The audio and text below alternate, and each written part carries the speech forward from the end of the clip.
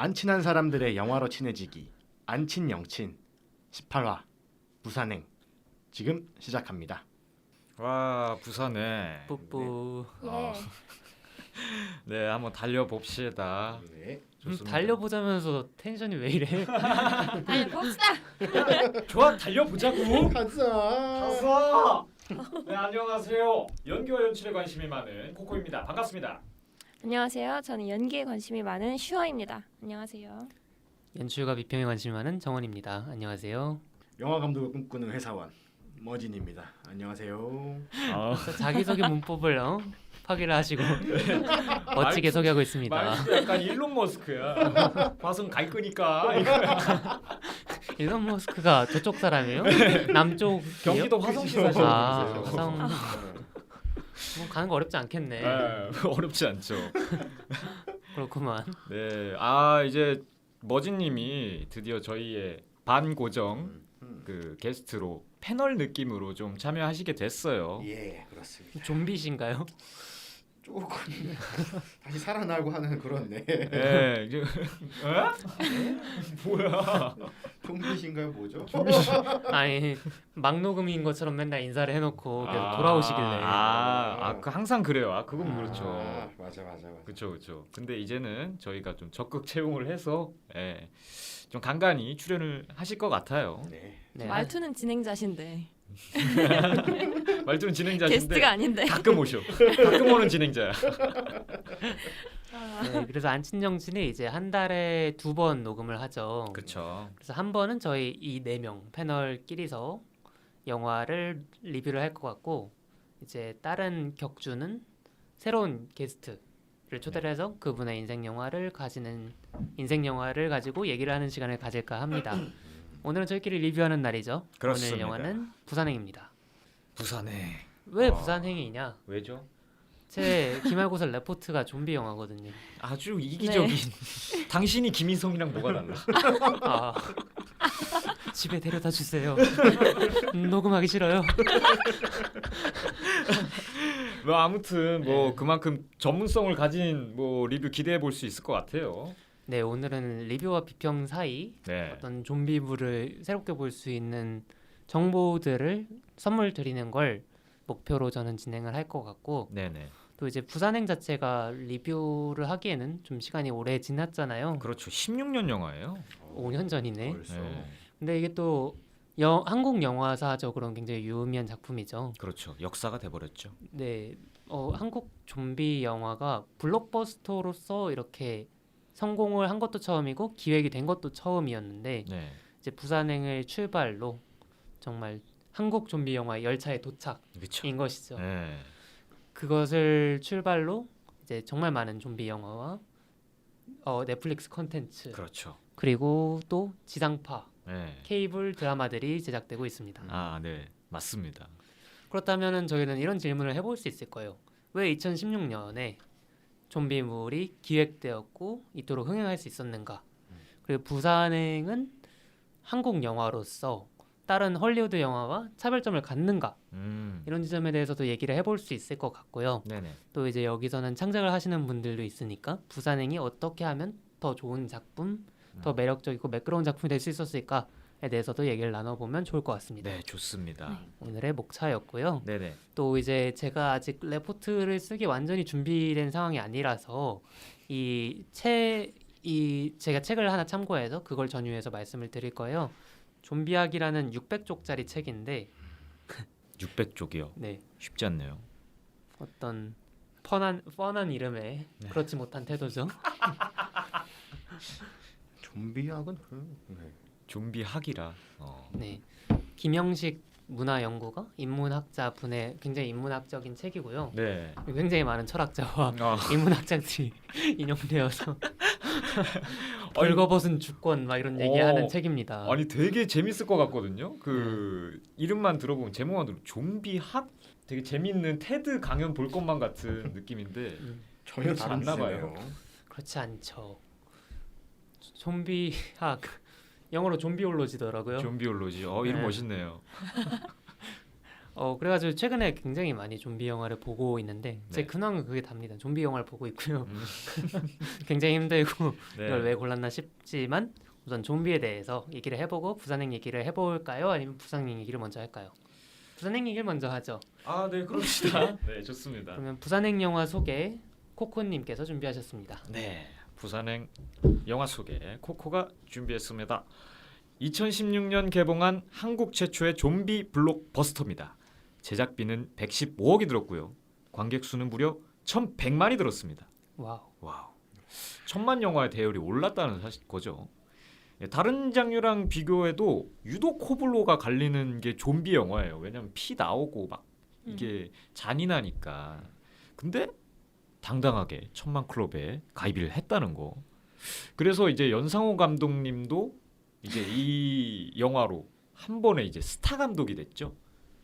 그쵸, 애니메이션 만드시는 분이었는데 네. 갑자기 실사 영화로도 그쵸. 최고의 감독 라인에 올라서시죠. 그쵸. 원래도 이제 애니메이션 감독으로 좀 이름을 날리시던 분이셨는데 이제 이걸로 다른 이제 투자 기회가 좀 많이 들어서서 뭐 염력이나 반도를 만드셨죠. 확실히 이제 부산행 같은 경우에는 나오자마자 좀 크게 흥행도 하고 동시에 센세이션이 됐어요. 말씀하셨던 것처럼. 그렇죠. 그래서 K 좀비 컨텐츠의 시작점이 된 아주 유의미한 영화입니다. 그렇죠. 네. 이제 K 좀비의 시작.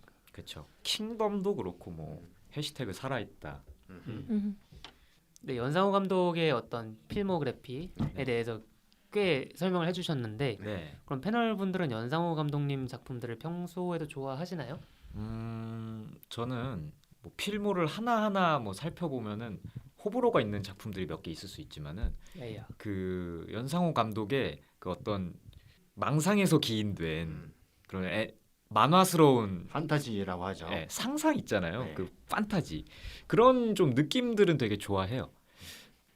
연상호 감독이 판타지를 이용해서 어떤 저희가 보지 못한 어두운 측면을 네. 보여주는 것도 있지만 이제 그 시선 자체가 굉장히 차가운 리얼리즘이기 때문에 맞아요. 이게 한국에서 먹히는 장르물인 것 같아요.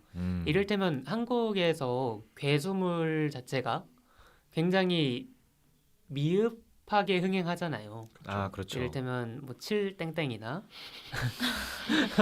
근데 이제 성공한 것들을 전설 영화죠. D땡이나 전설 영화죠. 가슴이 웅장해지는. 근데 또 생각을 해보면은 봉준호 감독이 괴물이 굉장히 많이 흥행을 했죠. 그렇죠.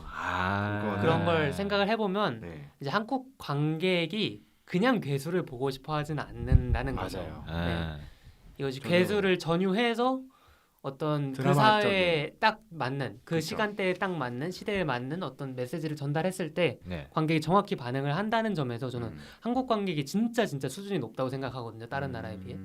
국뽕이 막 차오르네 갑자기. 그러니까 이런 질문도 유의미한 거예요. 2016년에 왜? 왜? 근데 연상 감독 얘기 좀 합시다. 네. 머진님은 어떠세요? 저도 원래 연상호 감독에 대해서 얘기를 좀 많이 하고 싶었어요. 네. 부산행도 얘기하고 싶었지만 연상호 감독에 대해서 얘기를 많이 하고 싶었는데 원래는 이제 애니메이션 감독이었잖아요. 그렇죠.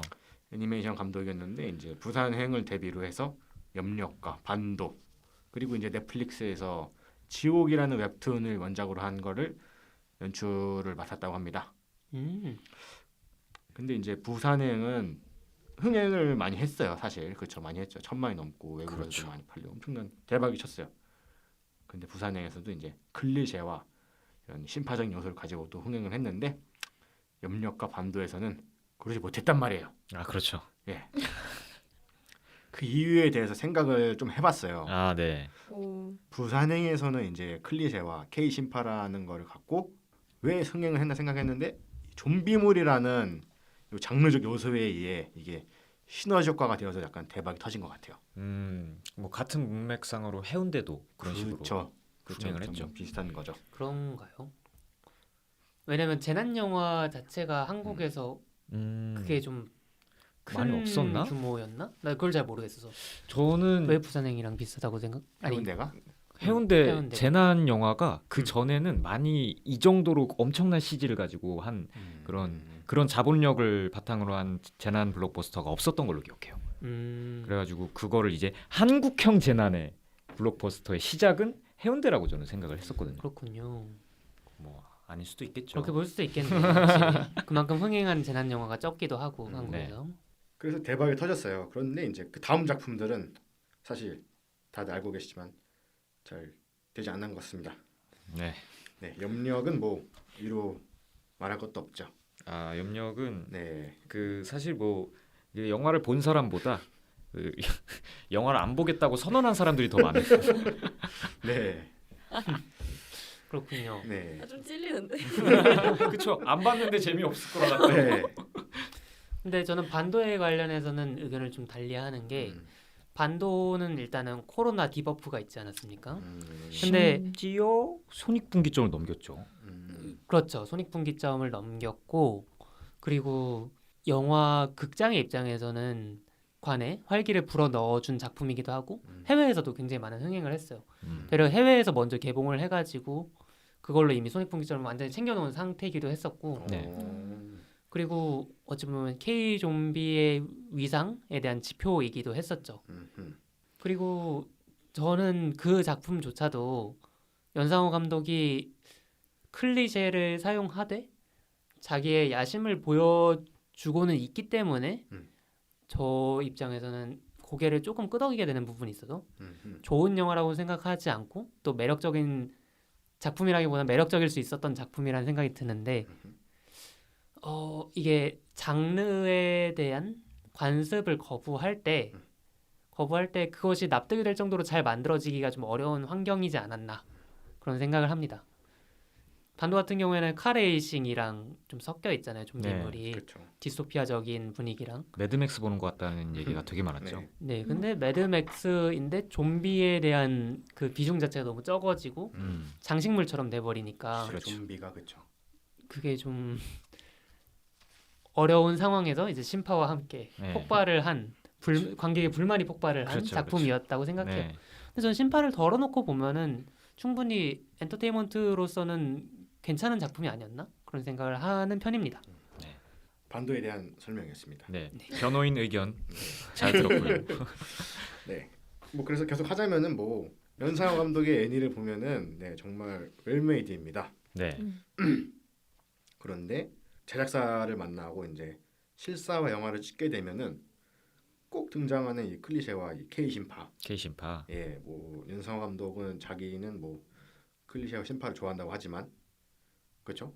네. 네. 애니메이션 작품들을 보면은 뭐랄까 매니아적인 네. 그 정도의 수위와 그 정도의 날카로움을 가진 애니메이션뿐만 그쵸. 이야기가 없죠. 그렇죠. 그만큼의 수위는. 네. 그렇죠.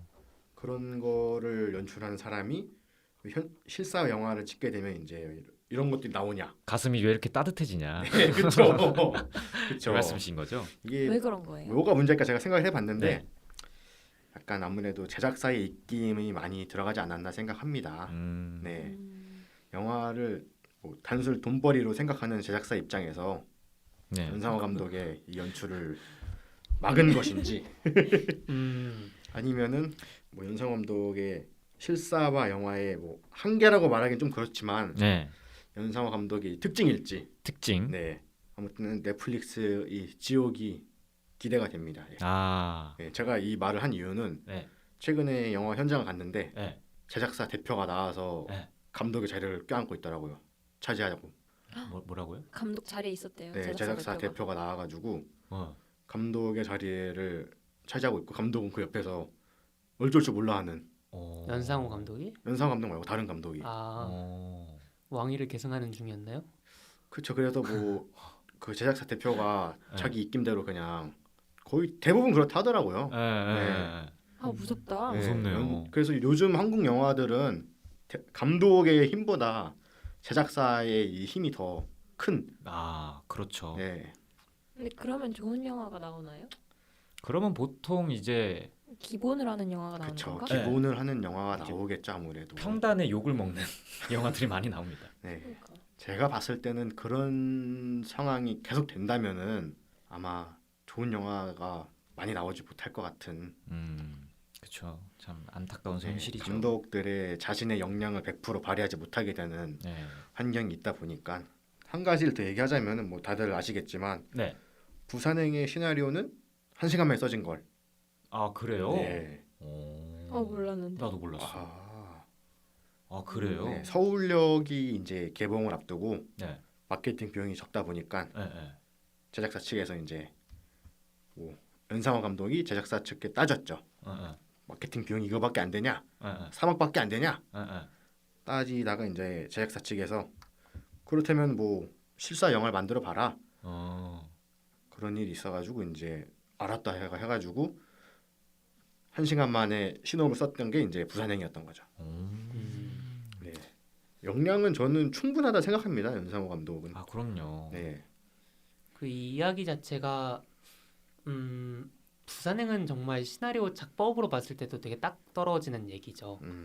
무슨 말이냐면 우선은 하이 컨셉 영화기도 하고요. 그 로그라인 자체가 한 줄로 요약될 수 있는 심플한 이야기이기도 하고 이게 또 공유가 연기한 캐릭터 입장에서 보면은 자기밖에 모르고 돈밖에 모르던 아빠가 인간성을 회복하고 이제 다른 사람을 구하기 위해서 희생한다. 그렇죠. 이런 얘기잖아요. 캐릭터 성장도 확실하고. 그렇죠. 그리고 좀비라는 어떤 장르와 서사의 매력 같은 것도 충분하고요. 그렇죠. 그리고 이 열차 한국 열차라는 한국의 공간성을 가지고 하는 얘기이기도 하고 또 이 열차가 저희한테는 굉장히 설국열차 이후로 친숙한 메타포가 되었죠. 네. 꼬리칸과 머리칸 같은 그렇죠. 그런 의미에서 되게 탁월한 시나리오라는 생각이 들어요. 이런 게 투자받는 시나리오지 싶은 거죠 저는. 그렇죠. 그렇죠. 아 근데 저희가 줄거리를 준비를 했죠. 지금 제가 얘기를 좀 했는데 네. 그러면 쇼님이 줄거리 설명해 주시고 넘어가겠습니다. 저희 뭐 감독님 얘기 많이 했으니까 줄거리 한번 볼게요. 네. 줄거리는 슈아가 준비했습니다. 냉. 회사 일로 바빠 죽겠는 아빠 공유와 엄마를 보러 꼭 내일 부산에 가야겠다는 어린 딸 수환이. 수환이가 이겼습니다. 부녀는 부산행 KTX로 가는데요. 그 전에 로드킬 당한 노루, 불이 난 건물, 불길한 징조가 자꾸만 나타납니다. 좌석에 앉은 수환이 눈에 들어온 이상한 장면. 사람이 사람을 뭅니다. 순식간에 열차 안으로 퍼져버린 좀비에 부산행 KTX는 아수라장이 됩니다. 과연 인물들은 끝까지 인간으로 살아남을 수 있을까요? 영화 초반 수환이 할머니가 아들에게 이른 말이 있습니다. 요즘 중요한 때야, 수환이한테도. 공유에 그렇게 아버지가 된다. 아니, 그렇게 좀비가 된다. 한국 좀비 영화의 대들보, 부산행입니다. 스포가 있네요. 근데 또 워낙 오래된 영화고 네. 다 봤겠지. 다 봤겠거니. 절름발이가 범인이겠거니. 그렇죠.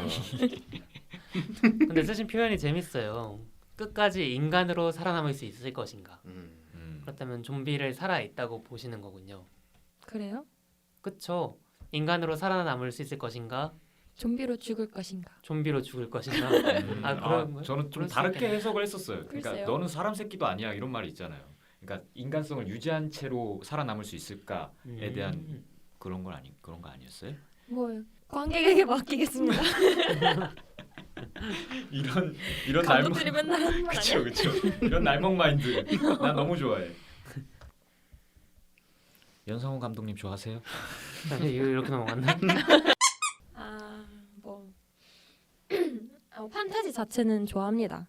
솔직하게 말하자면 제가 제일 좋아하는 영화가 이터널 선샤인이고 그것도 어느 정도의 판타지가 가미된 그런 영화이기도 하고 그래서 판타지가 들어가는 영화를 좋아는 하는데 확실히 결이 너무 달라요. 제가 좋아하는 판타지랑 감독님의 판타지가. 그래서 감독님을 좋아한다라고는 뭐 말하진 않겠지만 네.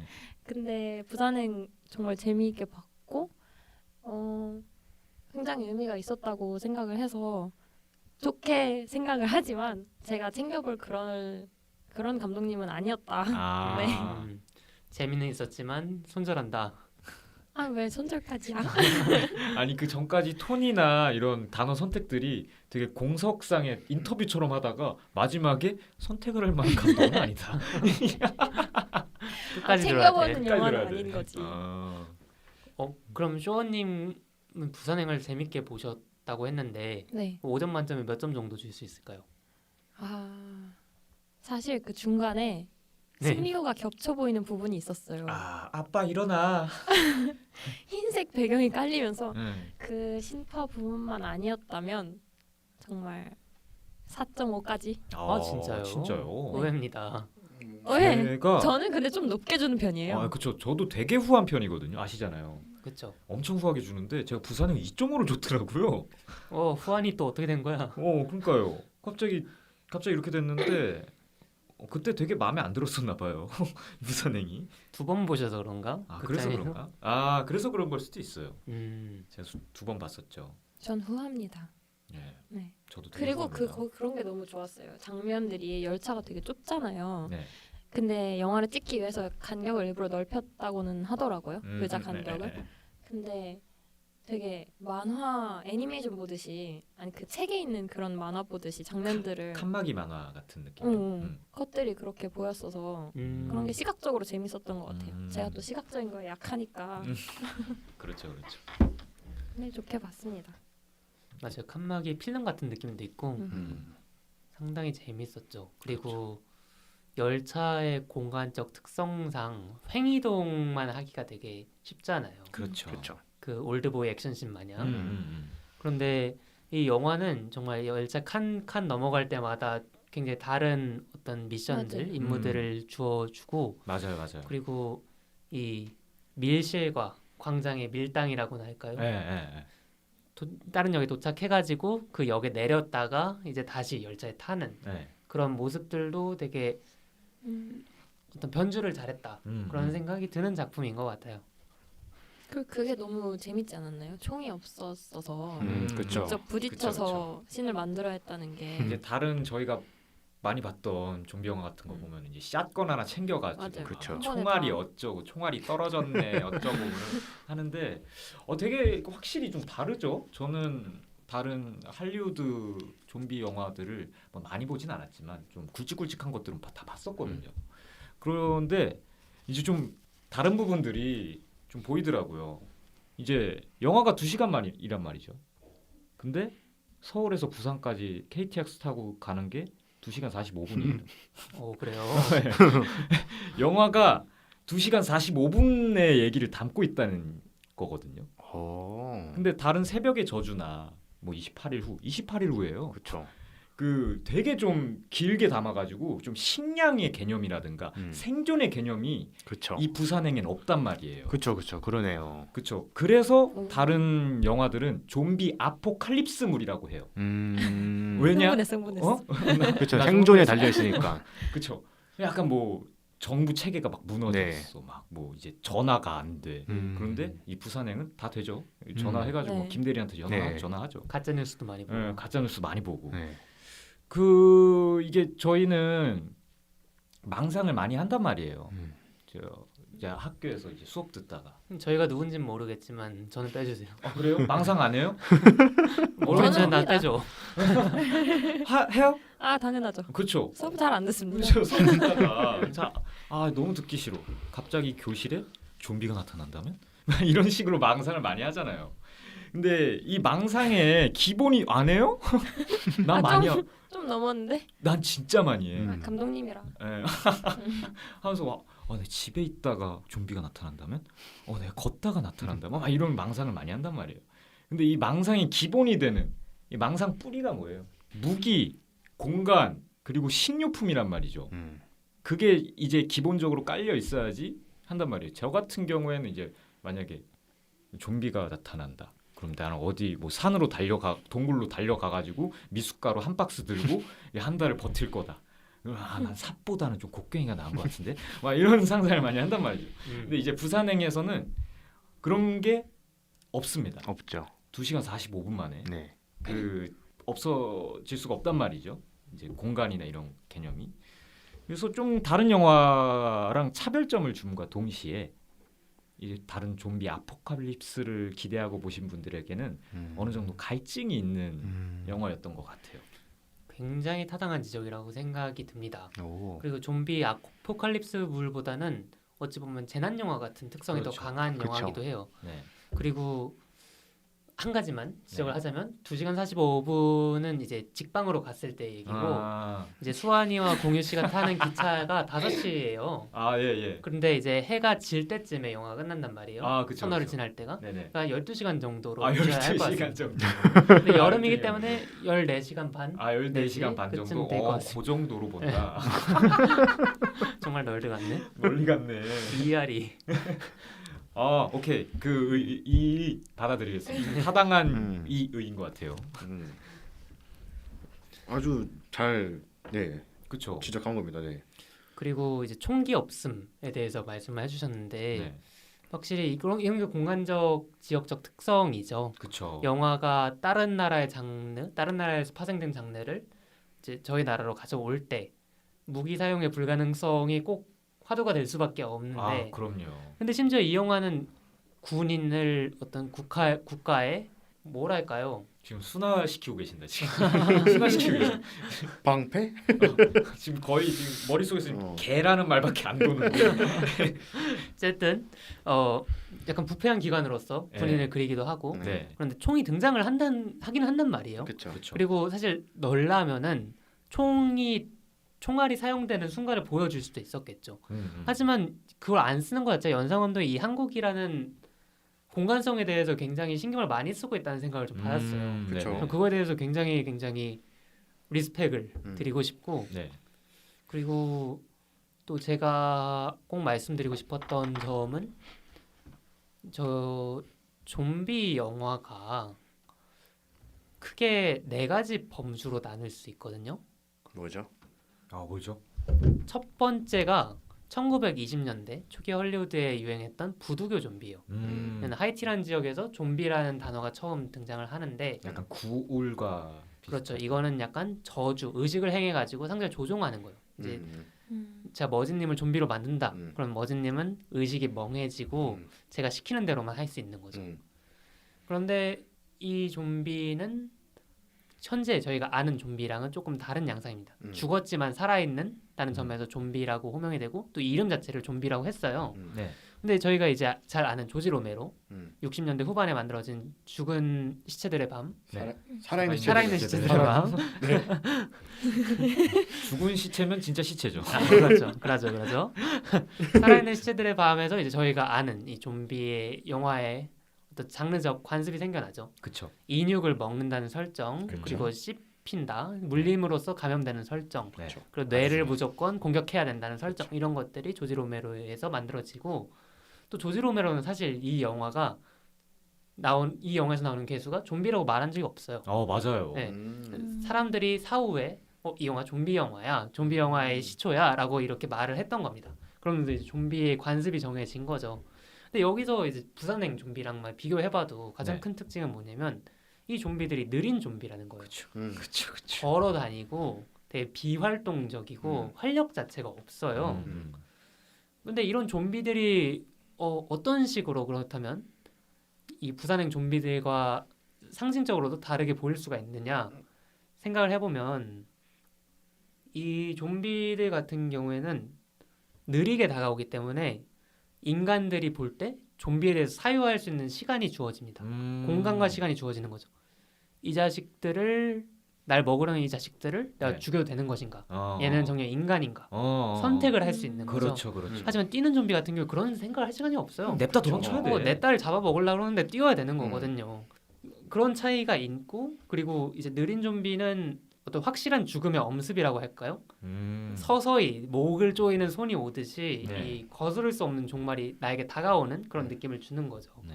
그런 심대한 공포가 있고 또 바라보고 생각하게 만든다는 점에서 좀 유의미한 지점이 있는데 네. 이 좀비들이 빨라지는 지점도 확실히 저희가 영화사적으로 포착이 가능합니다. 누구죠? 언제죠? 데니 보일이 2000년대에 등장하면서 네. 이 28일 후라는 작품을 만들죠. 그렇죠. 빨라진 좀비, 그렇죠. 생각할 굉장히 시간을 주지 않는 좀비. 네. 이 좀비를 신자유주의 좀비라고 분류를 할 수 있는데 네네. 난 좋다. 왜 신자유주의라고 하냐면 그런 것이에요. 그 조지 로메로의 좀비 같은 경우에는 지역적인 어떤 감염 네. 아포칼립스란 말이에요. 네. 이 마을에서 좀비가 나타난 거고 네. 이 마을에서 다 처리하면 끝나. 그쵸 그쵸. 근데 데니 보일 영화는 안 그래요. 28일로 그냥 지금 멸망하는 거거든요. 지구가 멸망을 네. 해 있어요. 모든 문명이 이제 비행기 타고 막 감염 경로 그죠, 생기고 그죠. 해가지고 그냥 끝장나는 거예요. 그죠 그래서 아예 사회 시스템 자체가 전복이 되는 거죠. 그죠. 마을적인 사건이 아니라는 거예요. 그리고 신자유주의 좀비 특징이 뭐냐면 되게 과학적 하드 SF적 특징이 강해집니다. 그러네요. 월드 Z 아시죠? 그죠, 월드 그죠. Z에서 제일 중요한 게 뭐예요? 백신 구하는 그쵸 거거든요. 그쵸. 이 좀비를 어떻게 생겼어? 원인 찾아내. 첫 번째 환자 누구야? 그쵸 그쵸. 그거 알면 우리 고칠 수 있을 거 아니야. 근데 못 그쵸. 찾아내죠. 그쵸. 못 찾아내서 그럼 얘네 해결하려면 어떻게 해야 돼? 근데 해결 방법도 없죠. 그래가지고 우리 브래드 피트 형이 그쵸. 무슨 짓을 하죠. 예, 예. 그런 식으로 이제 문제를 해결해 나가는 게 그쵸. 신자유주의적 특징이라면 좀비의 원인이 뭐 주술이나 이런 게 아니라 바이러스가 돼버리는. 그렇죠. 그렇죠. 맞습니다. 네, 이렇게 백신이 신자유주의 좀비, 2000년대 좀비에서 중요하다고 말씀을 드렸고 이건 서사적인 부분이고 또 이게 왜 신자유주의로 불릴 수 있느냐? 뭐 신자유주의적 특징에 대해서는 간략하게 또 굳이 말씀을 드리자면 공적 영역이 축소되고 사회적 책임이 사적 영역으로 전가되잖아요. 우리가 성공하든 실패하든 우리 책임이고 지금 혹시 여기 좀비가 있다면 망상하고 계신가요? 어떻게 알았지? 아닙니다. 그리고 이 무제한 경쟁 속에서 결과와 책임이 개인의 몫으로 변하니까 이제 각자 도생의 세계가 된 거죠. 근데 이거를 이렇게 생각해 볼 수도 있겠습니다. 이를테면은 이 모두가 좀비가 돼가는 세상에서 우리 인간들 남아가지고 인간들도 적이 돼가지고 이렇게 투쟁하는 상황도 상황이지만 좀비들을 또 다른 인간으로 본다면 이 좀비들조차도 경쟁 상태에 있는 거예요. 인간의 인육을 먹기 위해 가지고 좀비들끼리 경쟁도 하고 있는 것이죠. 그리고 그쵸. 네. 그게 왜 그러냐면은 이제 되게 재밌는 특징들이 있어요. 좀비들이 이렇게 계속 인육을 먹는데 그 사람이 물리면 감염이 되잖아요. 그렇죠. 그래서 감염이 돼서 좀비가 됐어. 그럼 더 이상 못 먹어. 약간 그 음. 타임어택이 정해져 있는 거죠. 그 좀비가 되기 전까지만 먹어야 돼. 그 이후로는 손 안 대. 그런 근데 게 있는 거죠. 좀비들끼리는 안 먹을까요? 그렇죠. 네. 되게 신기한 거잖아요. 똑같은 인육인데 네. 약간 그 이제 바이러스 들어가지고 썩어가지고 안 먹는 거지. 네. 월드 워 Z의 시점으로 보면 그렇죠. 그렇죠. 네. 신선한 고기만을 원한다.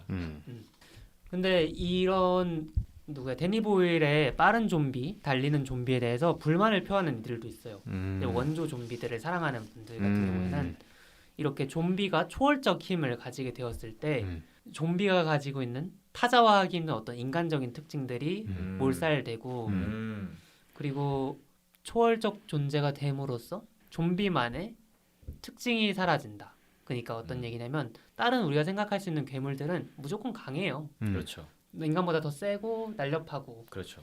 코스믹 호러 같은 느낌이 있단 말이에요. 그렇죠. 되려. 아, 이 계속 머리에서 그것만 떠올랐어. 근데 좀비들 같은 경우에는 느린 좀비들 같은 경우에는 인간보다 느리고 굼뜨고 도망갈만 하단 말이야. 그렇죠. 만만한 거죠. 만만하죠. 그런 지점에서도 차이를 보이죠. 음.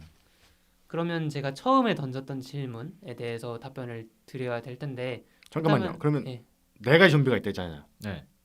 아 맞네. 네. 아 마지막 좀비. 마지막 하나. 좋은 지적 감사합니다. 네 번째는 포스트 좀비입니다. 포스트 좀비. 와우. 포스트 모더니즘의 그냥 포스트가 이후란 뜻이잖아요. 아 그렇죠. 콤프로스트인 줄 알았어. 그렇습니다. 그 로빈 후드라는 문화 이론가가 했던 얘기인데 기존의 악 괴물을 어떻게 묘사하느냐에 따라서 그 영화의 진보성이 드러난다는 거예요. 이를테면 뭐가 있을까요? 메리 셸리의 프랑켄슈타인 같은 소설을 보면은 네. 원조 프랑켄슈타인이죠. 프랑켄슈타인 박사가 만든 괴물이 굉장히 입체적인 괴물로 표현이 되잖아요. 아 그렇죠. 그렇죠.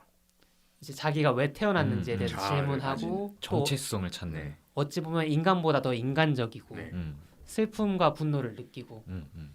그런 것처럼 프랑켄슈타인은 그런 지점에서 그냥 무서운 이야기보다 훨씬 더 진보된 이야기인 것이죠. 그렇네요. 좀비도 마찬가지입니다. 포스트 좀비에 이르면은 좀비가 무작정 위협적인 존재로만 묘사되지 않아요. 뭐 이런 시놉시스들을 많이 들어보셨을 거예요. 뭐 딸이 좀비가 되는데 되어가는 과정이 너무 긴 거야. 2주인 거야. 그래가지고 아버지가 이 아기의 마지막을 딸의 마지막을 어떻게 받아들이고 도움을 줄 것인가 이런 영화들이나 방금 말한 영화는 헨리 홉슨의 맥이라는 영화입니다. 물고기 아닙니다. 어이 말고 아이니까 이점유에 바랍니다. 네. 아니, 원바디스 같은 작품도 있죠. 아 그렇네요. 원바디스는 이제 좀비와 인간의 사랑을 다루잖아요. 네. 그리고 한국 영화 같은 경우에는 기묘한 가족, 수상한 가족인가요? 수상한 가족이죠. 네. 좀비를 약간 노동자처럼 부려먹는 수상한 가족에 관한 얘기고 이렇게 좀비가 그냥 괴물이 아니라 인간적이면서도 배제된 무언가라면 네. 어떻게 함께 공존할 것인가에 대해서 질문하고 있는 영화들이 쭈르륵 나오고 있죠. 하나의 집단으로 보는 거군요. 그렇죠. 그런데 이제 한국에서 나오는 좀비물들을 보면은 한 가지 지적할 수 있는 지점은 걷는 좀비가 없다는 거예요. 애초에 뛰는 좀비로 시작을 했다는 거죠. 맞아요.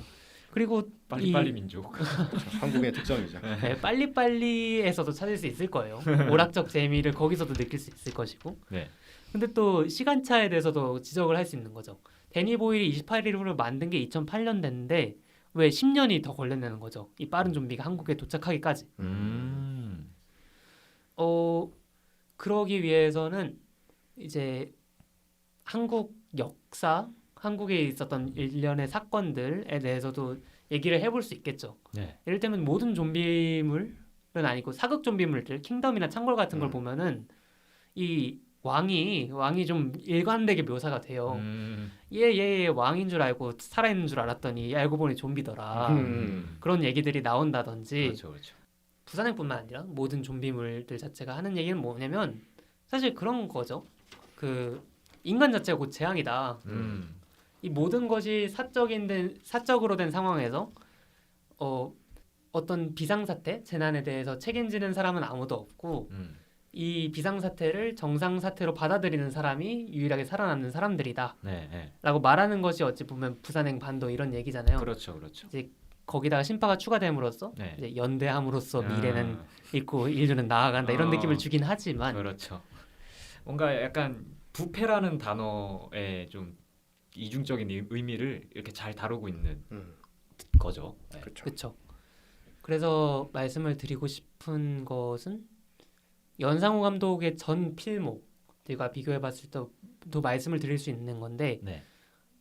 연상호 감독의 전작들은 이 부패된 세계에서 작은 공동체의 부패를 다룬 이야기들이에요. 그리고 이 시스템 자체에 대한 비난이 아니라 이 작은 시스템들의 부패에 대해서 그냥 침묵하고 수긍하는 그런 식으로 이제 커다란 시스템을 비판을 해왔다면 돼지의 왕이나 뭐 사이비 그렇죠. 같은. 부산행 그렇죠. 아니 그 돼지의 왕은 학교에 관련된 얘기, 네. 사회에 관련 그 직장에 관련된 얘기고 네네. 창은 군대에 관련된 얘기고 그렇죠. 사이비는 작은 마을의 사이비 집단 단체에 대한 얘기잖아요. 근데 부산행과 반도로 오면은 이 규모 자체가 정부, 국가 이 정도의 범위로 커지는 것이죠.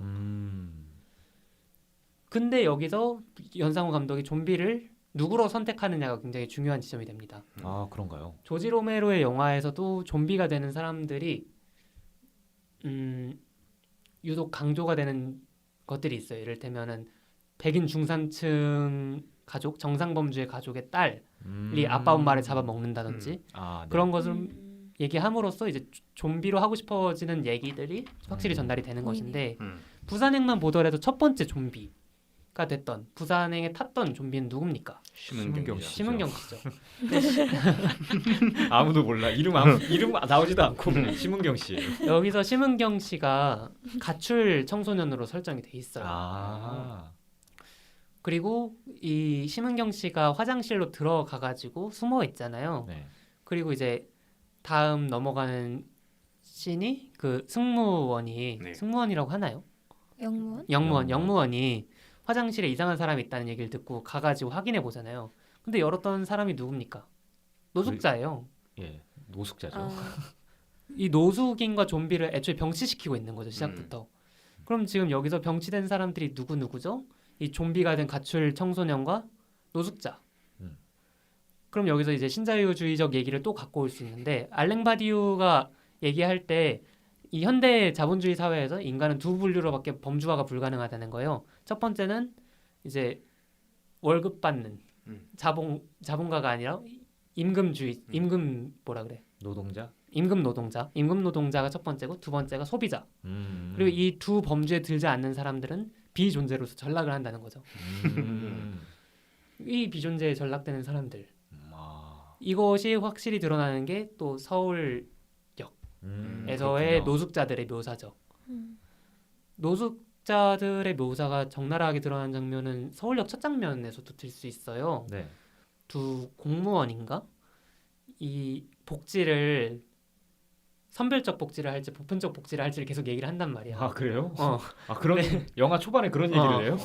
굳이 그런 얘기를 한단 말이야. 그 네. 공무원이 보편적 복지 무조건 해야 된다고. 그게 뭐냐? 난 진보적인 사람이다라는 뉘앙스를 계속해. 그리고 이제 골목길에서 노숙자가 터덜터덜 걸어온단 말이야. 근데 노인인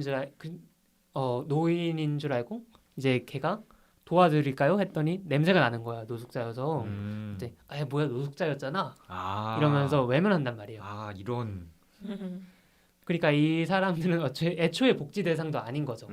그 사람한테 인간도 아니고. 근데 결국에는 예상하시다시피 네. 이 사람이 이 노숙자가 좀비가 돼가지고 그 사람을 결국엔 뭡니다. 이러한 어떤 자본주의적인 인간적 경계를 허무는 게 좀비로서 묘사가 되고 있는 거죠. 아 그렇군요. 네, 지금 많이 달려왔는데 지금 한 대전까지는 온 것 같습니다. 예. 상당히 준비 많이 했네요.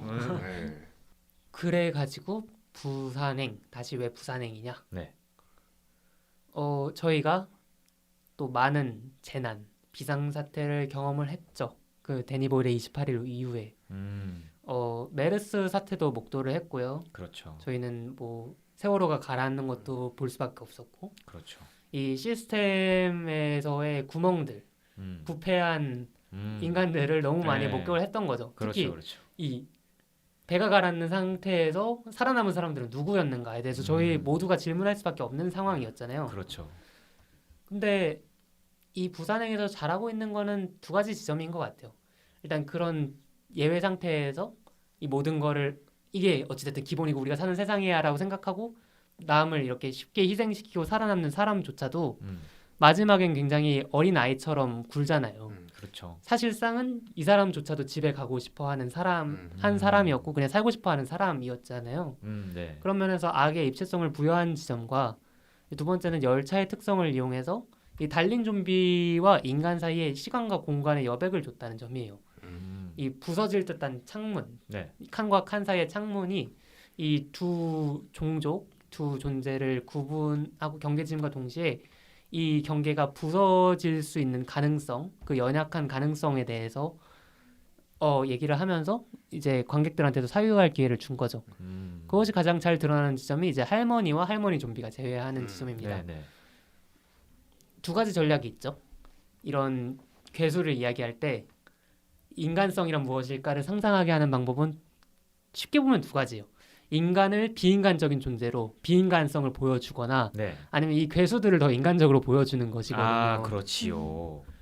그런 점에서 이 할머니 대 할머니 장면이 어찌 보면 연상호 감독의 가장 큰 장점이지 않았을까 싶기도 해요. 심파적이긴 하지만 네. 어찌됐든 좀비 장르가 하고 싶어하는 얘기를 가장 열차적 공간을 잘 이용해서 말하고 있는 것 같다. 네. 그렇기 때문에 매력적인 작품이라고 저는 주장을 하고 싶습니다. 아 그렇군요. 그래서 다시 한번 정리하자면 부산행이 왜 도착했느냐? 네. 저희가 굉장히 많은 상황을 지켜보면서 신자유주의 그리고 신자유주의에서 살아남는 사람들에 대해서 체화를 하게 되었고 그리고 이 좀비물이라는 관습을 10년이라는 기간 동안 숙성시키면서 알고 있는 상태에서 한국의 상황에 접목시켜가지고 볼 수 있게 된 상황이 이 부산행에 도착한 지점 2016년이었던 거죠. 정리 끝? 잘 들었습니다. 네, 이게 제가 많이 준비했다기보다는 말씀드렸던 이 논문인데 이거. 이거는 네.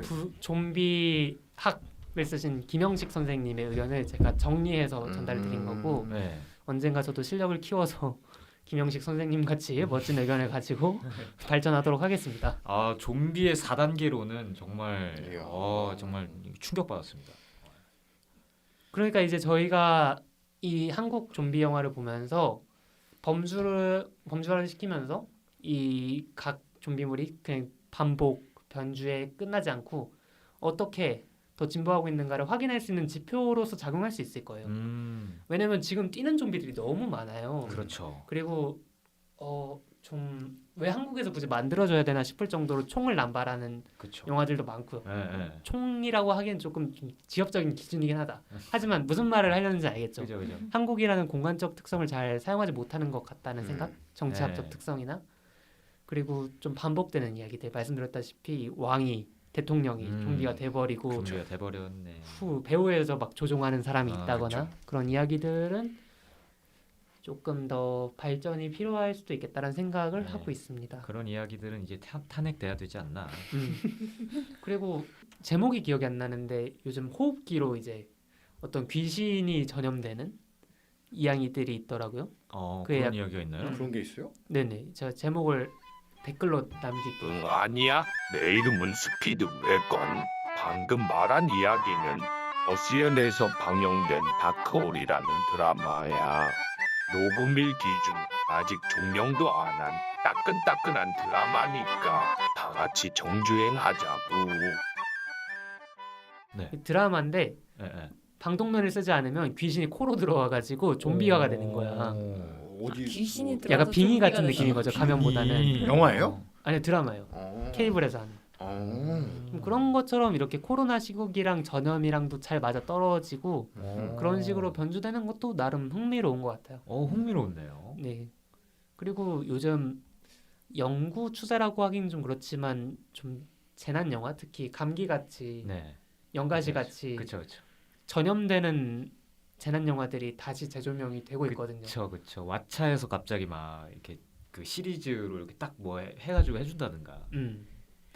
이런 영화들에서도 한국 재난 영화에서만 볼 수 있는 지점들이 있는지를 보시면서 체크하는 것도 재밌는 영화 관람이 될 것 같습니다. 네. 그러면은 이제 부산행, 네 아까 말씀드린 것처럼 부산행은 좀비 영화보다는 재난 영화다라고 하셨죠. 네네. 예, 그렇다면 이제 왜 재난 영화에는 항상 빌런이 있어야 하는가? 왜 그 비인간성을 그렇죠. 가지고 있는 네. 그런 나쁜 놈이 있어야 네, 되는가? 왜 재난 영화에는 그리고 또 항상 고구마와 이 사이다가 반복되어야 이게 흥행을 하는가? 그렇죠. 그런 거를 생각을 했는데 또 엑시트를 보면은 아, 그쵸. 크게 빌런이랄 게 없어요. 빌런이 초반에 죽잖아요. 예. 근데 빌런이 없는데도 엑시트는 흥행을 했단 말이에요. 그렇죠. 그거를 보면은 빌런이 있어야 되는가가 없어도 되는지 않나 생각을 했는데 네. 또 최근에 좀 빵 뜬 머니 게임을 보면은 그 유튜브 예, 웹 예능이요. 예, 머니 게임을 보면은 머니 게임에서 빌런이 사라지니까 재미가 좀 없었어요 중간에. 그렇죠. 네. 그 두 집단 간에 좀 그쵸. 뭐랄까 정치질 싸움이 있어야 되는데 네. 그 두 집단이 너무 맥없이 떨어져 버린 거예요. 네. 두 명이 네. 그래서 한 집단이 완전히 무너지니까 네. 그냥 다 잡아먹혀 버리는 그런 양상이 벌어졌었거든요. 네. 그런 것들을 보자면 이제 또 빌런의 존재 유무에 대해서도 생각이 좀 들더라고요. 엑시트 같은 경우에는 감독이 직접 인터뷰에서 얘기를 했던 것 같은데 좀 무엇이 없어져도 되는가에 대해서 고민을 굉장히 많이 했다는 생각이 들어요.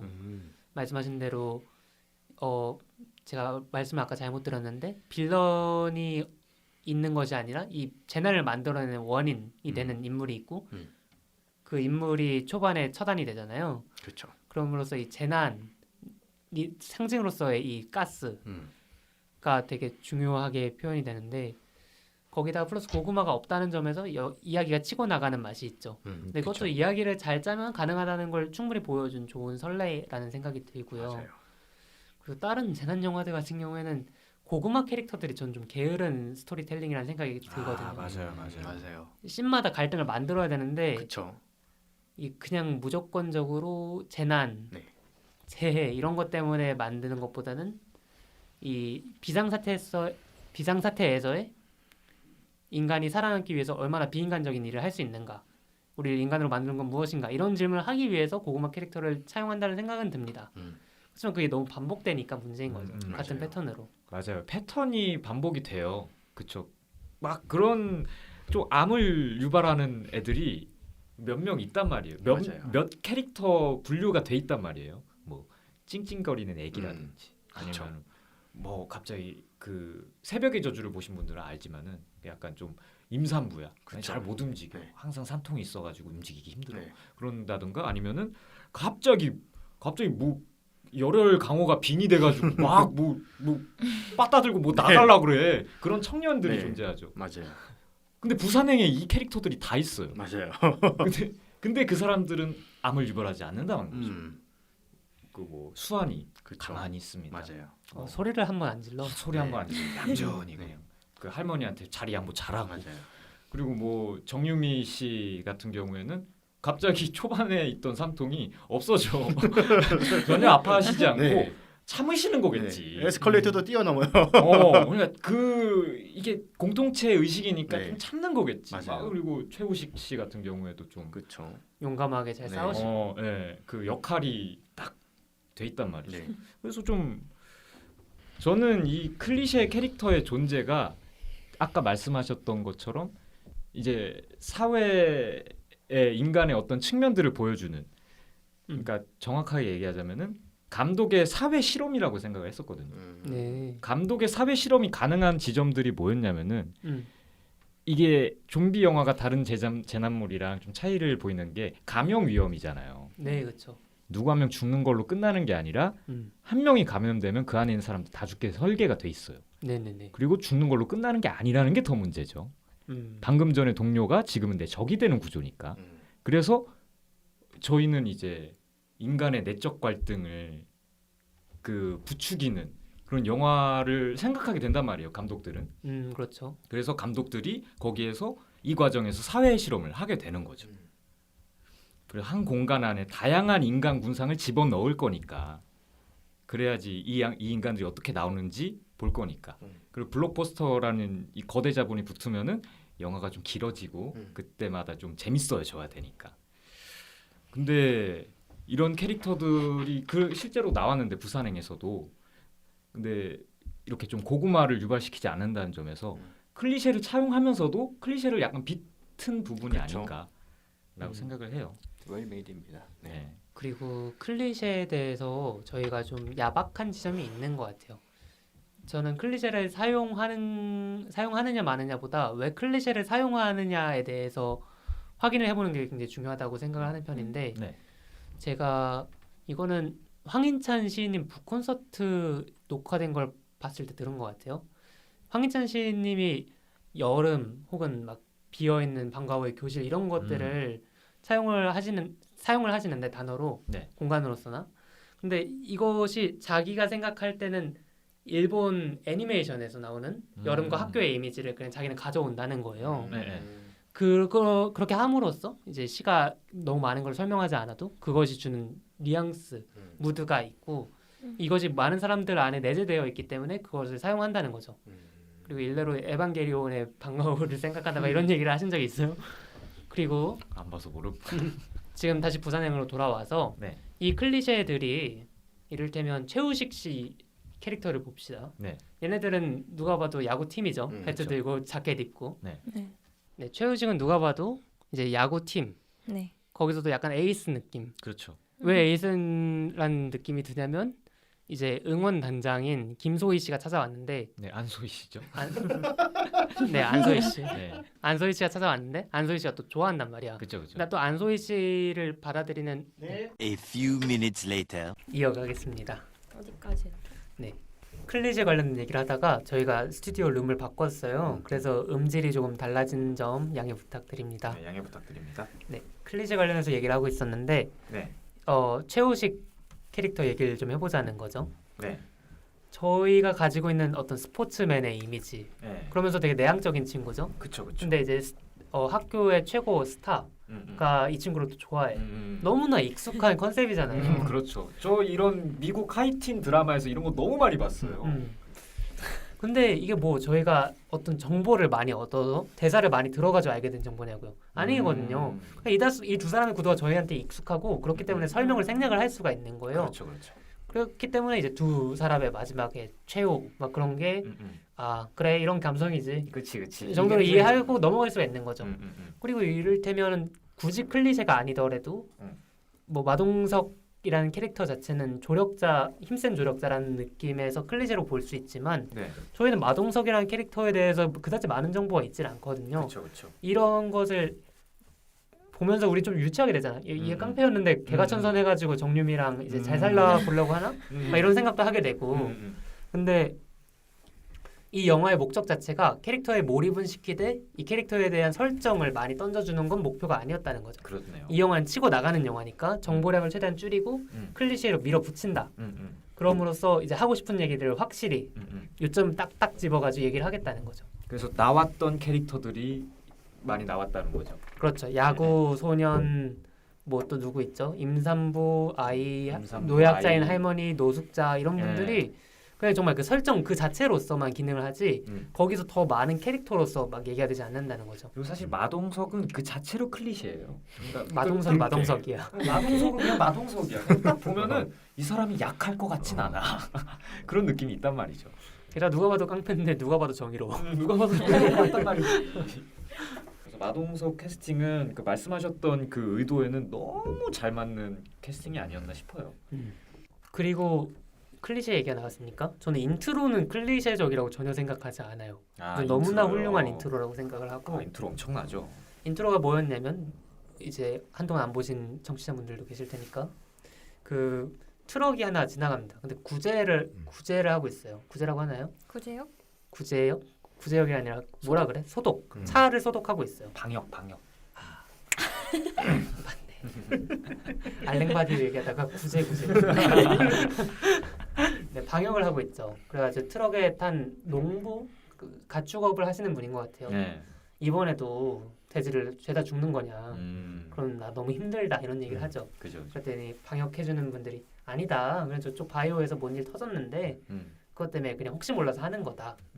하는데 이게 그러다가 차가 한 대가 그 똑같은 트럭이 노루를 치고 고라니? 고라니죠. 고라니죠. 네. 고라니를 치고 고라니가 이제 뒤늦게 나와 갑자기 꼼짝거리면서 살아나고 그 다음에 타이틀이 들어온단 말이야. 네. 이게 뭐냐면 뭐 늘 반복적으로 있었던 일, 나쁜 일인 줄 알았는데 이번엔 달랐다는 거죠. 근데 이것이 어찌 보면 우리가 재난을 맞닥뜨리는 늘 습관화된 방식이잖아요. 그죠.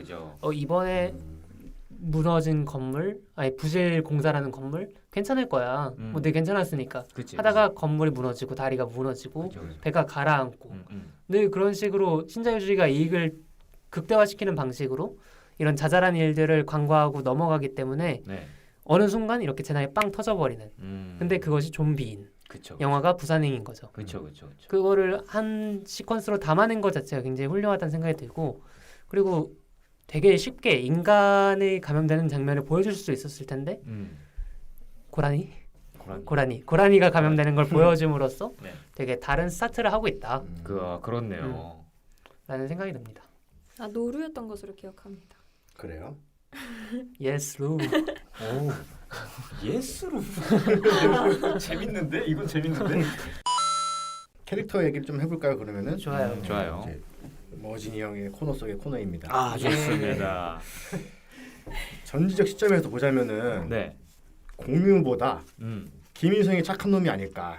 오. 재밌다. 재밌는 그 시점이네요. 왜냐면 그 김인성의 극중 이름이 뭐죠? 뭐 어디 뭐 김인성. 상무인 걸로만 알아요. 그냥 뭐 김인성이라 하죠. 네. 네, 일단 김인성은 자신들의 무리를 지키기 위해 네. 막았잖아요. 공유 일행을. 아. 네.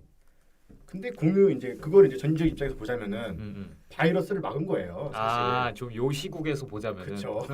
바이러스를 입금지를 막은 시킨 거죠. 그렇죠. 네. 아주 엄청난 행동이에요. 잘한 행동이에요. 그렇죠. 네. 그 위험을 막는 행위죠. 그렇죠. 네. 대를 위해 소를 희생하는. 그렇죠.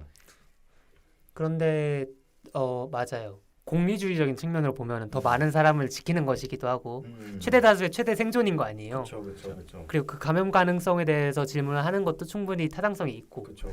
그런데 동시에 이 김일성을 완전히 미묘한 악이 아니라 완전히 악처럼 보이게 만드는 건 뭐냐면 이 사람의 행동 그 결단이 어떤 그런 머진이 말하는 의로움 때문이 아니라 두려움에 의거하고 있다는 거예요. 맞아요.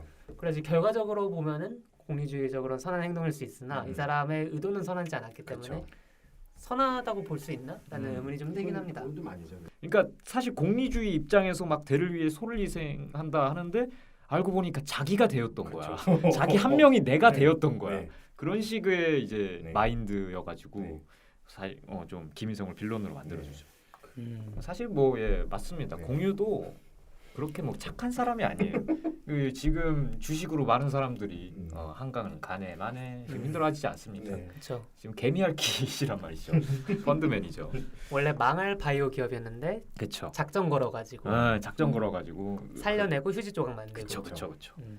이제 안 그래도 그 이런 주가 조작 그런 거에 좀 예민한데 이제 그런 걸로 이제 좀비까지 만들어졌으니까 네, 머지니 형의 그 뭔가 좀 의견이 타당해 보여. 일리가 있어. 네. 그리고 또 김무식, 최우식? 최우식, 그렇죠. 음. 그리고 다 또 김씨야. 김씨야. 최우식이 김소희와 김씨. 동성동본 아니야? 괜찮은 추측이야. 한국에서. 우리 우식이가 예. 스포인데 계속 진행되잖아요. 아 친해요? 우식이가 어쨌든 네네. 같이 동반 좀비가 되잖아요. 아 그렇죠. 그렇죠. 네. 정말 좀. 동반 좀비. 동반 동반 번지 좀비가 점프 되잖아요. 같이 얘기하시는데.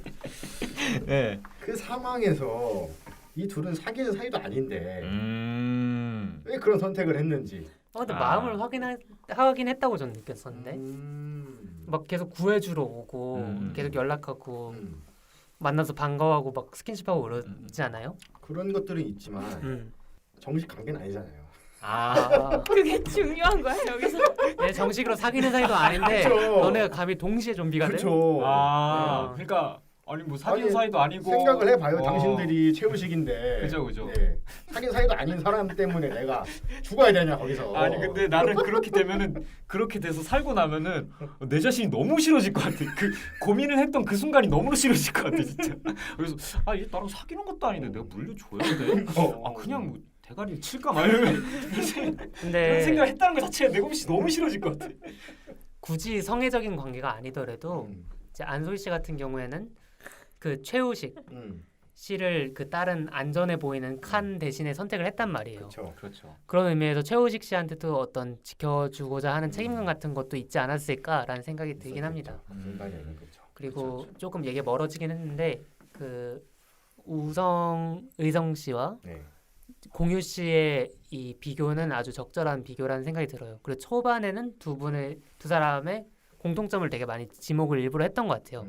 이를테면 의성 씨 같은 경우에는 노숙자들 보고 너 공부 못하면 공부하면 저렇게 된다 그렇죠. 라고 하면서 이제 노숙자를 무시하는 태도도 보여주고 이제 공유 같은 경우에도 노약자한테 지금 자리 양보하는 거 아니다 이런 상황에서 너가 제일 먼저야. 그렇죠. 둘 다 각자 도생을 네. 최우선으로 하고 있는 것이죠. 근데 공유가 이제 자기 자아 성찰을 하는 지점이 어디냐면 이제 그 자기 회사 동료로부터 그 연락을 받은 이유입니다. 또 굳이 클리셰적으로 거울 이렇게 여러 개로 겹쳐 보이게 하면서 피 씻는데 잘 안 씻기고 피안 씻을 수 없는 이 죄값 그걸 보여주면서 내가 잘못을 하긴 했나 보다. 내가 나 살라고 너무 많은 사람들한테 피해를 줬나 보다를 느끼고 또 이제 딸을 위해서 각성을 하는 그런 전개인 건데 맞아요. 그렇게 차이를 줌으로써 공유 씨를 더 돋보이게 하는 지점도 있는 것 같고 또 이게 벌한다 광행은 좀 그런데 의성 씨가 결국엔 공유 씨를 죽이잖아요. 그렇죠. 그런 것들을 보면은 이제 이 영화가 말하는 어떤 미래, 내일을 위한 연대 이런 것이 어떤 것인지에 대해서도 조금 더 보여지는 측면이 있죠. 이제 임산부 여성과 여성 아이가 살아남는다는 점에서. 근데 또 그런 아쉬움을 지적할 수도 있을 거예요. 어떤 거냐면 그 지켜짐 당하는 존재들이 한 세트로 모여 있는 장면 있잖아요, 화장실에. 그렇죠. 근데 이 사람들이 사실 하는 게 기능적이라고 하기엔 좀 그렇고 좀 주체적으로 뭔가 하는 게 조금은 더 들어가도 좋지 않았을까라는 생각이 좀 들어요. 무슨 말씀하시는지 알 것 같아요. 그러니까 주인공은 주체적이다라는 뭐 시나리오 론이라는 게 있지 않습니까? 그렇죠. 근데 이제 주체적으로 이 칸에서 저 칸으로 가는 거는 마동석과 공유와 최우식이니까. 근데 좀 더 주체적인 좀 느낌이 있었으면 좋겠다는 말씀이군요. 그것을 진행해 나가는 거는 그 성인 남성이나 아니면 10대 후반의 남성이고 목표가 되는 것들이 그런 약자들로 이렇게 치환될 수도 있는 구도가 조금 아쉬울 수 있다는 것이죠. 하나의 슈퍼 마리오가 돼버렸으니까. 그렇죠. 깃발로서 이제 그분들 화장실에 계신 거고. 아쉬울 수 있네요. 네. 그렇지만 노숙자를 넣은 건 정말 너무 잘한 선택이에요. 음. 이런 디테일도 확인을 할 수 있죠. 그 의성이 너네 감염된 것 같으니까 너는 저기 옆칸에서 대기 하라니까 제일 먼저 움직이는 게 누구냐면 노숙자예요. 그죠. 그냥 익숙하다는 듯이 묵묵히 걸어간단 말이야. 맞아. 근데 늘 정상 범주에 있었던 남성인 공유는 이해가 안 되는 거야. 왜 우리가 저기로 가야 되냐? 그치. 우리 멀쩡한데. 그쵸. 그런 차이 자체가 이제 굳이 대사로 치지 않아도 시각적으로 보여지는 것. 그런 차별에 것들이- 익숙한. 그렇죠. 그러니까 캐릭터들을 활용해서 관계를 만들고 대비를 만드는 거는 윤성 감독님한테 좀 배울 필요가 있는 것 같아요. 맞아요. 나 너무 빨고 있나? 지금 윤성 감독님 좀비 되기 직전인데 내가 너무 많이 빨고. 좀비가 사실은 판타지잖아요. 판타지죠. 네. 현실에 존재하지 않는 건데. 나의 망상 재료죠. 그렇죠. 그런 건데 사회적으로 이렇게 크게 좀비를 모르는 사람이 없잖아요. 그렇죠. 네. 참 좀비라는 게 대단한 것 같아요. 그리고 매력적인 괴물일 수밖에 없는 게 이 기원 자체가 기원이 되는 소설이 없어요. 그러니까 변주가 더 쉬운 거죠. 저희가 생각하는 그쵸. 흡혈귀 이런 것보다도 맞아. 좀비는 조금 더 자유도가 있었던 거야. 그렇네요. 그렇기 때문에 더 지역화될 여지도 많고 그렇기 때문에 창작자분들도 좀 더 주저하지 않고 변화를 줬으면 좋겠다는 생각이 듭니다. 그리고 저는 기차가 주는 어떤 느낌, 인상 같은 게 되게 좋거든요. 네. 제가 그래서 맨날 열차에 도착 드립도 치는 거고 뭐 새로운 장르를 한국에서 가져왔을 때 네. 근데 열차라는 것은 사실 많은 이동 수단 중에서도 이 진로라는 게 굉장히 확실한 이동 수단이거든요. 아 그렇죠. 철로가 딱 정해져 있죠. 네, 버스 같은 것만 해도 이렇게 차선을 바꿀 수도 있는 것이고 비행기 같은 경우에도 하늘에서 이제 이동을 할 수가 있잖아요. 그렇죠. 물론 셋 다 목적지가 정해져 있긴 하지만 근데 이 열차가 뭐 폭주 기관차라는 말도 있지만 좀 파국으로 치닫는 어떤 메타포로 기능할 때 좀 탁월한 맛이 있어요. 맞아요. 그리고 이 좀비들과 인간들을 구분해주는 칸 같은 것도 칸으로서 경계가 있긴 하지만 이들은 결국엔 똑같은 목적지로 가는 존재들이란 말이에요. 그런 의미에서는 다른 존재일지라도 운명 공동체로서도 작용을 하는 것이죠. 그런 거스를 수 없는 없음이 있죠. 그렇죠. 그리고 방금 든 생각인데 이 영화에서는 결국엔 마지막에 기관차를 움직이는 건 누구냐면 되려 김의성 씨예요. 그렇네요. 그렇죠. 맞아요. 그렇잖아요. 이 신자유주의에서 가장 잘 적응한 사람이 결국에는 이 핸들을 잡게 된 거잖아요. 그리고 그거를 처단하는 게 공유였던 거고 자폭을 하는 게요. 네.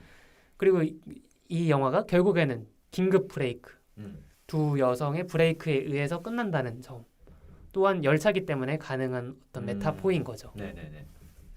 그리고 굳이 또 설국열차를 데려와가지고 얘기를 해보자면 설국열차와의 차이점은 뭐냐면 설국열차는 반복돼요. 똑같이 순회를 하는 거죠. 한 장소를 지구가 둥그니까 앞으로 나아가면 똑같은 장소로 돌아오겠지. 그러니까 역사는 반복되는 것이겠지라는 순환론적인 시간관을 가지고 있다면 이 부산행 같은 경우에는 저희 한국의 가장 남단에 있는 역이기도 하고 맞나요? 어쨌든 이제 더 이상 갈 수도 없는 최후의 보루의 공간으로 향하고 있는 게 부산행인 거죠. 역사적으로도 최후의 보루였죠. 그렇죠. 이제 빠꾸가 없는 네. 그런 공간으로서의 부산. 그리고 열차. 너무 입체적이야. 이렇게 들어보니까 나름 띵작이죠. 너무나 잘 만든 영화인데.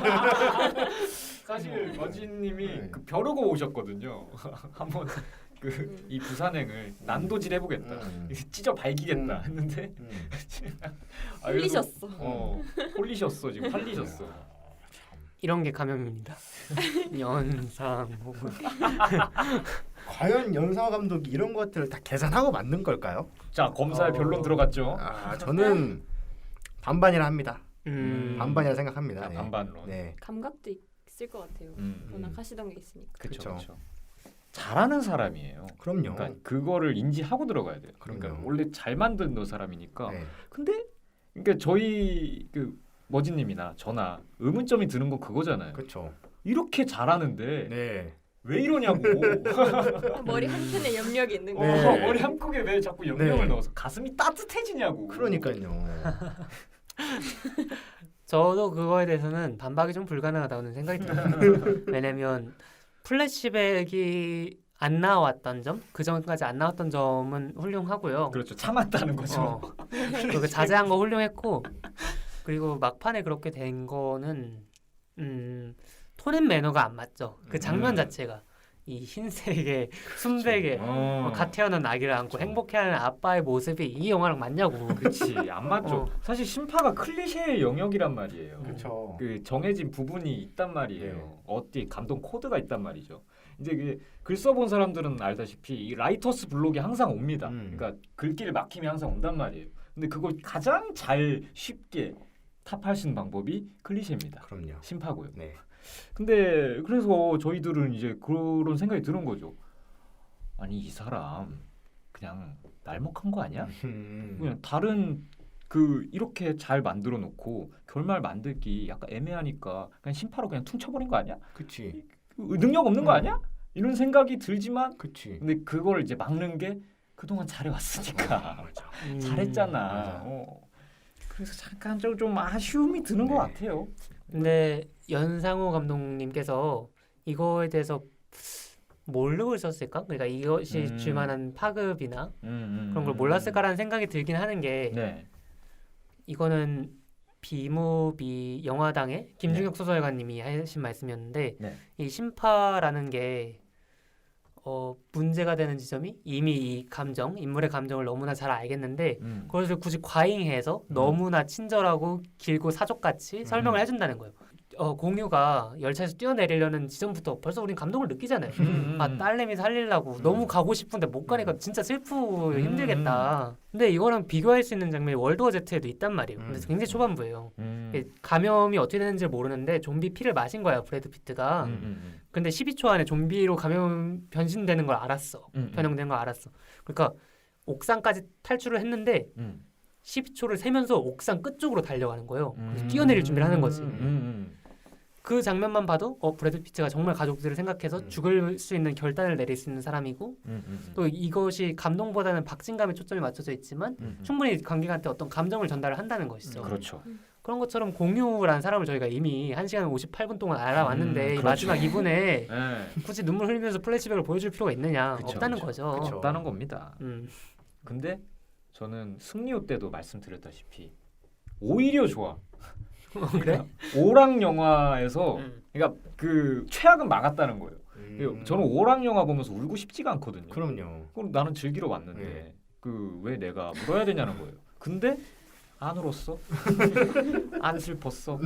아, 오히려 좋아. 안 울었어.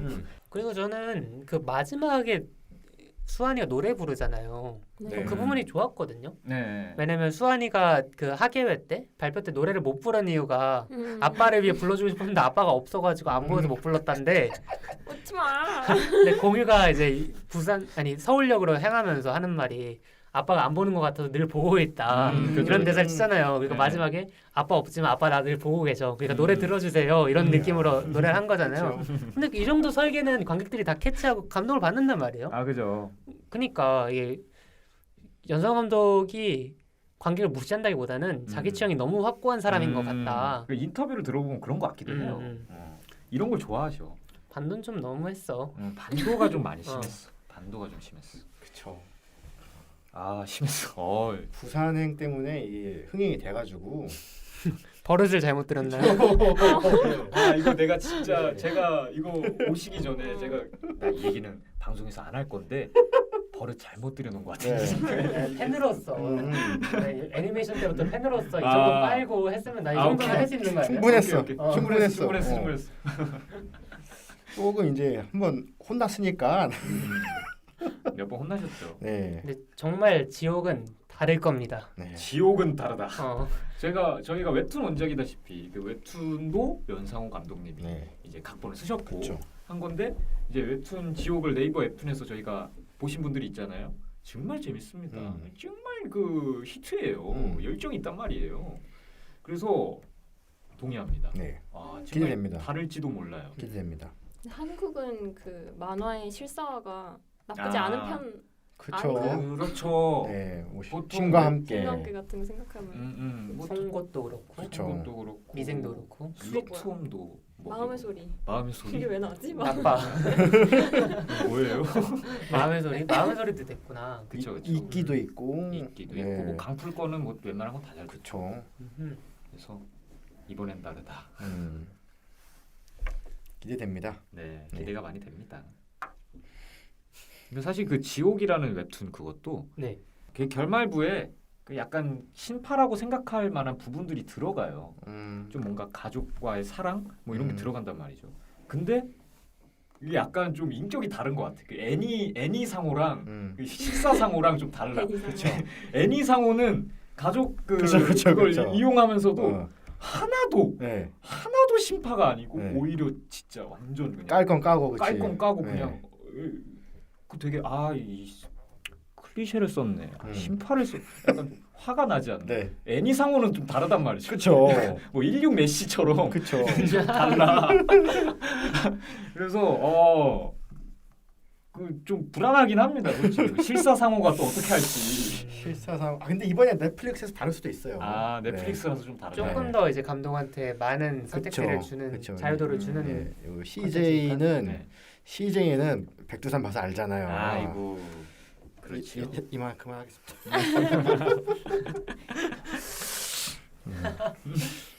그렇죠. 그 영화 만드는 직장인이다 보니까 직장인 타이틀 지키셔야죠. 그럼요. 사회생활 하셔야지. CJ 못 잃어. 네, CJ 못 잃죠. CJ 가고 싶네. 이 말 해도 돼요? 압구정 로데 어떻게 된 거야? 그 정도로 돼. 나중에 이거 들어올 것 같아. 나중에 겐톡으로. 코코야 그건 지워주면 안 되냐? 근데 CJ는 대기업이잖아요. 아 그럼요. 누구나 가고 싶어하는 곳이에요. 아 그럼요. 저도 삼성 가고 싶어요. 네. 네. 막 영상계 부르는 거야? 나 구글 가고 싶어. 저 애플 갈게요. 네, 오늘 마무리 지을게요. 네. 저도 됩니다. 네, 오늘 부산행 그리고 전반적인 좀비 영화의 역사 네. 그리고 좀비 영화가 말하는 상징, 알레고리들에 대해서 좀 알아봤는데 네. 굉장히 개인적으로는 즐거운 시간이었습니다. 아 저도 너무 좋았습니다. 네. 그리고 부산행을 계속 반복해서 보면서 생각했던 건 그런 거였어요. 이 월드워 Z 같은 것만 봐도 이게 무대가 세계라는 걸 굉장히 의식하고 만들어진 이야기잖아요. 그렇죠. 유엔의 요원 자체가 주인공이고 음. 이제 세계에서 연합을 해가지고 이 세계적인 문제를 풀어 나가려고 한단 말이에요. 그렇죠. 근데 한국 좀비의 특성은 뭐냐면 한국 안에서 좀비들이 밀폐돼 있어요. 그 밖으로 나가질 않아요 보통. 그렇죠, 그렇죠. 이게 제작비적인 문제도 있지만 이것이 결국에는 어떤 뉘앙스로 다가오냐면 결국 우리가 초래한 우리 이 한반도 안에서 초래된 비극들 자체가 어떤 세계 지구 경찰 혹은 세계가 도와줄 수 있는 게 아니라 어찌됐든 우리 안에서 해결해야 될 점들이 분명히 있다라는 걸 상기시켜 주는 것 같아서 네. 저는 한국 좀비물을 굉장히 유의 깊게 보고 있습니다.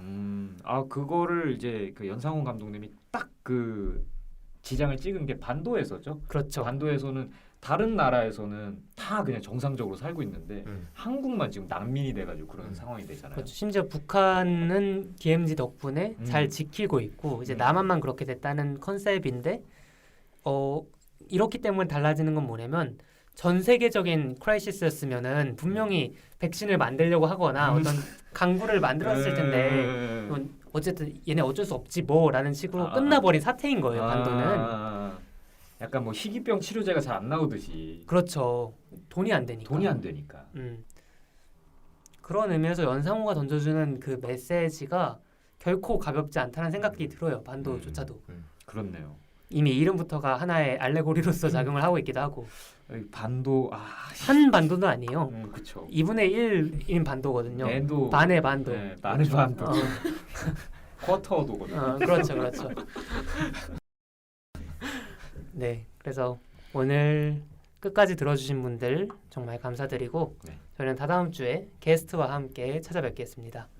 안녕. 게스트가 있나요? 다다음 주는 있죠. 그러겠죠. 만들어야죠. 아, 그러니까 뭐 일단 만들어 지르는 와야죠. 거예요? 네. 만들어 오겠죠. 자, 그럼 다다음 주까지 좀비 조심하시고. 네, 그럼. 네. 나가. 갑자기 내가 정지였어. 이 새끼 감염됐어. 자, 그러면 다다음 주에 뵙겠습니다. 안녕. 안녕. 안녕.